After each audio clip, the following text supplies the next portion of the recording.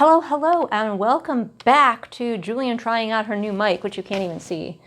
I put it lower down on my shirt because it was too close to my mouth last time. Anyway, today I'm taking my life into my hands because it is my cat's dinner time and I'm recording a video. If you hear a lot of angry cats in the background. Anyway, hello, I am Julian Greystoke, author and developmental editor, and I am here with more writing tips for you. That's right, for you specifically. You know who you are. Today we're going to talk about something that I've been wanting to talk about for a really long time and have just been struggling to structure it in a way that makes sense. And I hope that I have achieved that. I've got it all written in my notebook with examples and everything. So we're going to talk about the dreaded show don't tell. I'm certain that you have been given that note at some point in your writing career. I don't think any of us escape without being given that note some point in our writing career. And why? Because it's important. Now, before we fully dive into this subject, which I'm sure I will forget things and have to add them later, but before we fully dive into this subject, I just want to remind everyone that I am not the god of writing. I'm just someone with experience both writing and developmentally editing, so I see a lot of showing versus telling in my own writing and other people's writing. So I'm just bringing that experience to you with my own take on what that looks like.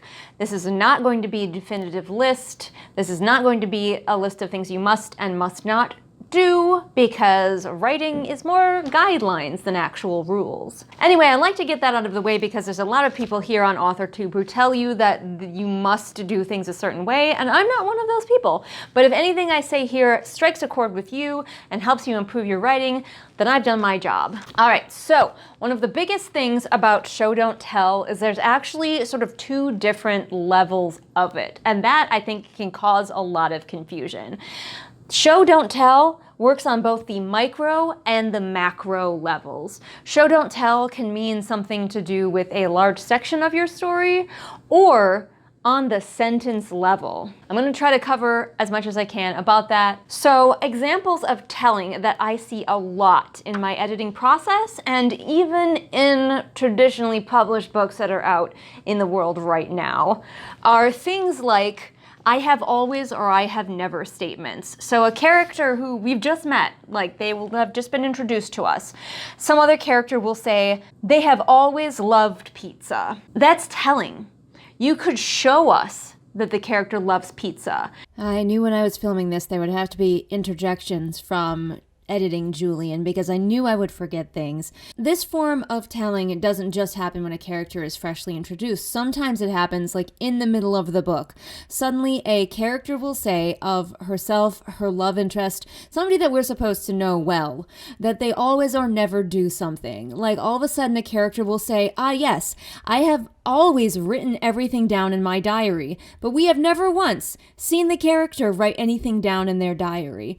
That's telling where you could be showing. So it doesn't just happen when a character is freshly introduced. And of course it matters more for main characters or characters we see a lot of versus small side characters. Because small side characters that we only see once or twice, it's okay to tell us things about them. But if we're going to be spending a lot of time with a character, say the main character or their love interest, we should be shown versus told important things about them. In general, it's a good idea to be on the lookout for always and never statements, and especially if those characters are going to be prominent ones. It also applies to things like I hate or I love. Every now and then I'll be reading along and all of a sudden the author will announce that my character loves blank or my character hates blank, and it has never been expressed anywhere in the story up until now. That feels like cheating, doesn't it? We should know this about this character. We should get to know this about this character.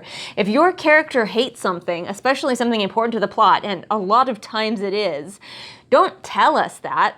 Show us that through their actions and reactions. So that was an example of more of the macro level. So it's on the sentence level where you say the thing, but it affects the story as a whole. Now here's an example of something smaller, more on the micro level, and that is I feel or I felt. Watch out for felt. It is a filter word. It can also lead to telling. Let's say your character just had something bad happen to them. I felt sad. that is telling. Instead, show us what your character does when they're sad. Do tears well up in their eyes? Does their lip tremble? Do they turn away from their friends so their friends won't see them cry?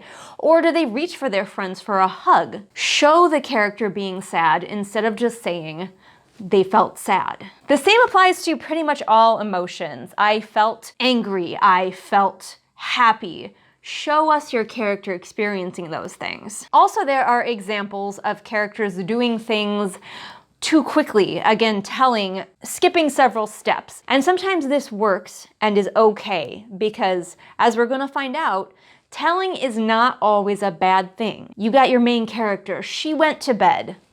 That's telling. But if her going to bed and her going to bed process is really unimportant to the story and you need to get her through that to get to the cool dream that she's gonna have, you can say she went to bed. You can tell. Or you can show by having her go through a usually short bedtime ritual.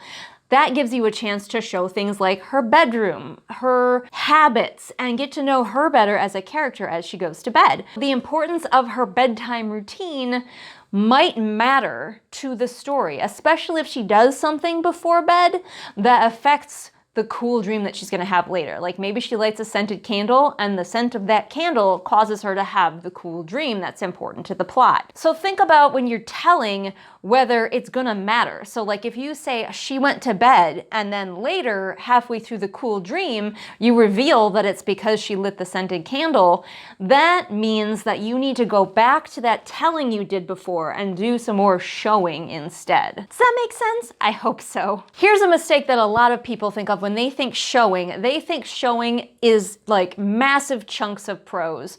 They think that if someone says show don't tell, that means that they have to spend paragraphs and paragraphs showing instead of telling. But that is often not the case. Because what a lot of times it means is specificity and details, at least for me. For example, here's my example that I got in my notebook. We got into his car. Pretty boring, pretty bland, and pretty telly. But how about we climbed into his battered pickup truck? Now right away we've got climbed. That makes us envision the characters having to struggle a little bit maybe to get into the truck. It's a little bit of a hassle. And also, his battered pickup truck is showing us something about the character who owns the vehicle.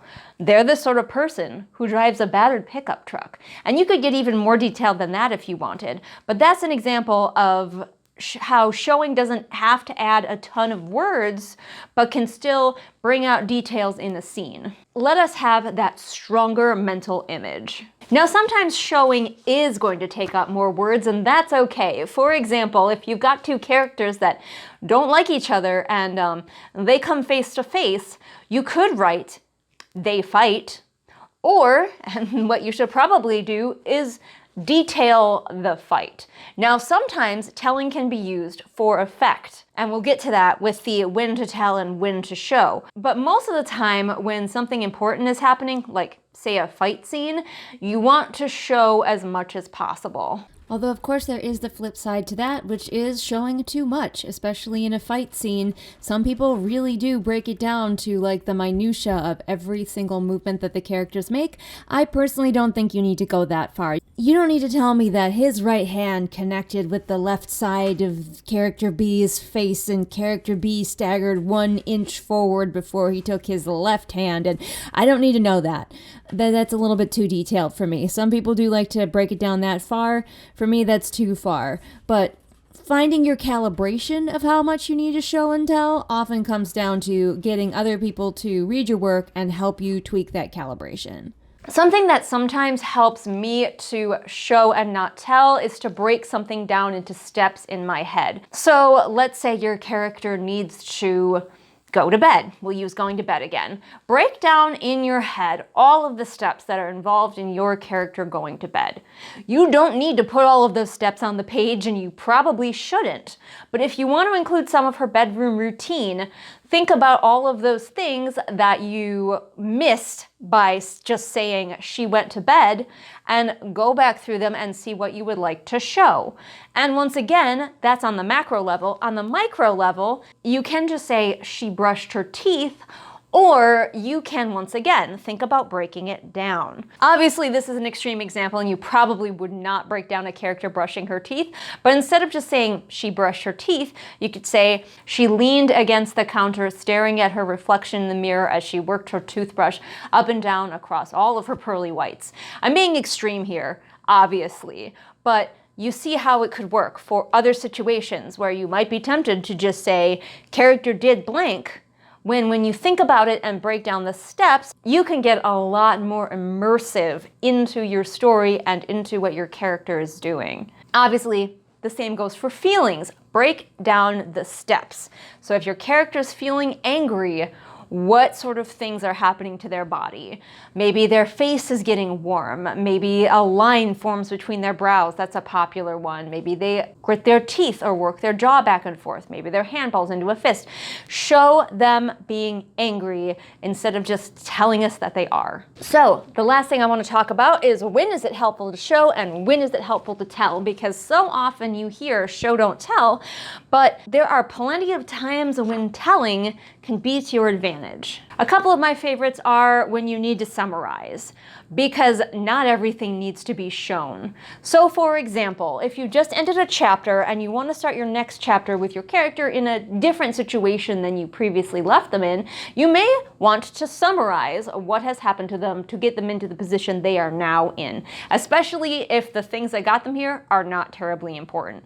So for example, your character has gone to bed. We're fully using the going to bed thing now. I have adopted it as my own. Your character's gone to bed. The last time we saw them, they had the scary dream. The next time we see them in chapter 2, they're at school. This would be a great time to summarize, to tell. The next morning, Kayla sat in biology class wishing she was anywhere else. Another time that it's good to summarize and therefore kind of just tell is if the reader has gotten a bunch of information being shown to them in a previous chapter, but now the character needs to impart that information in the next chapter. Rather than going over all that information again, you can say something like, character A told character B all about the thing.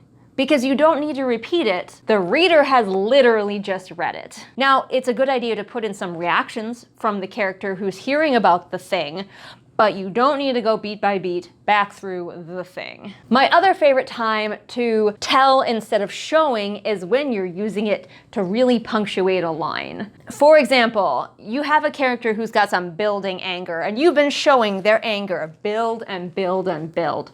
But now, we want some results, and rather than explaining how it goes down, we use short, sharp telling to get the point across. For example, he punched him in the face. After a lot of showing, a quick line of telling, and then you can go back into showing. Character B staggered backwards, blood spurting from his nose, as he swore loudly and reached for the nearest beer bottle. I am making this stuff up off the top of my head, okay? But you see what I mean. Character A punched character B.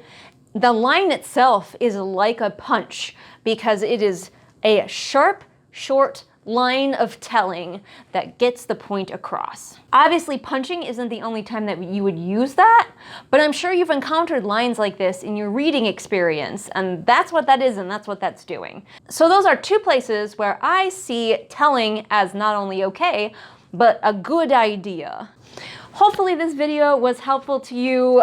I have been, like I said, thinking about this one for a long time, trying to arrange my thoughts about it because I wanted to show and not just tell. Showing versus telling is something I point out a lot in my developmental editing services, so if it's something that you're struggling with, feel free to message me on Fiverr and see if maybe I'm the editor for you. Sometimes it's just helpful to have somebody point it out because it can be really difficult to notice in your own writing. And don't forget, if you want to see how I do with showing versus telling, you can check out my books available now on Amazon. But thank you so much for watching today. If you would like, leave some examples below of where you think showing or telling were done exceptionally so people can look for those examples. And I will see all of you again next time with whatever it is I happen to be doing next time. Bye. And top. Why, it's my patrons. Patrons like Ruin Queen of Oblivion, SP Boots, Martha, July, Bird Anonymous, Sunnyshy, Nico, Sarah, Cat, 78 kilograms of shade, Veda, Roma, Pansing Pony, Julius the Nice Dragon, Haley, Sam, Kira, Kohikaro, Mooney, Pudmancer, Kirsten, Bear, Jojo Bookish, Robin, Ursula, Caitlin, Jessica, KJ, Lafone, Amanda, Alyssa, Rita, Deborah, Afra, Melissa, Swamp Goblin Waifu, Ashley, Sophia, Marween, Kit, Hiddenglade, Like Julie, Belle, Anne Sophie, Callison, Shelby, Zaire, Jesper, Rennie, Scribbling Cat, Savvy, Jenny, Amanda, Lisa, and Sarah. Oh, I don't know what you're talking about, but it sounds damn saucy, you lucky thing.